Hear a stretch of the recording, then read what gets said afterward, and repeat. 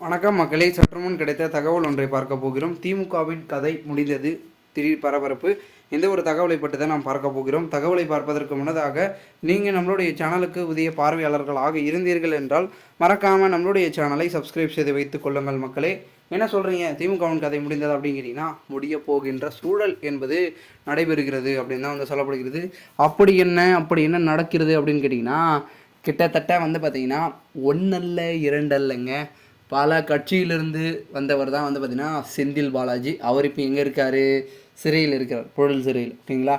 அவர் வந்து பார்த்திங்கன்னா பெரும் வாரியாக வந்து பார்த்திங்கன்னா திராவிட முன்னேற்ற கழகத்தில் இருக்கும்போது தான் அதிகமாக வந்து பெரும்பான்மையாக வந்து பார்த்திங்கன்னா அவருடைய வழக்கில் வந்து தீவிரம் காட்டாமல் பெருசாக ஆதரவு கொடுக்காமல் இருக்காங்க திராவிட முன்னேற்ற கழகம் அப்படின்ற பேச்சுக்கெல்லாம் ஒரு பக்கம் பார்க்கப்படுகிறது.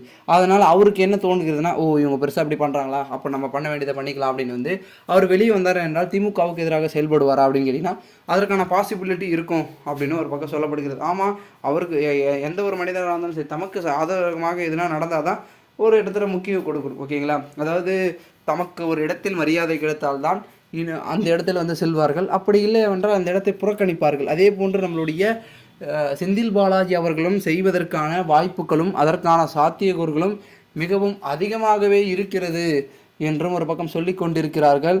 இந்த ஒரு சூழலில்தான் அடுத்து நடக்கக்கூடிய விஷயங்கள் ஒன்றொன்றும் பெரும் விதத்தில் இருக்கிறதுனால கண்டிப்பாக வந்து பார்த்திங்கன்னா நம்ம வந்து எல்லாத்தையுமே வெயிட் பண்ணி தான் வந்து பார்க்கணும். ஏனென்றால் ஜூன் 4ஆம் தேதி என்பது மிக முக்கிய நாளாக பார்க்கப்படுகிறது.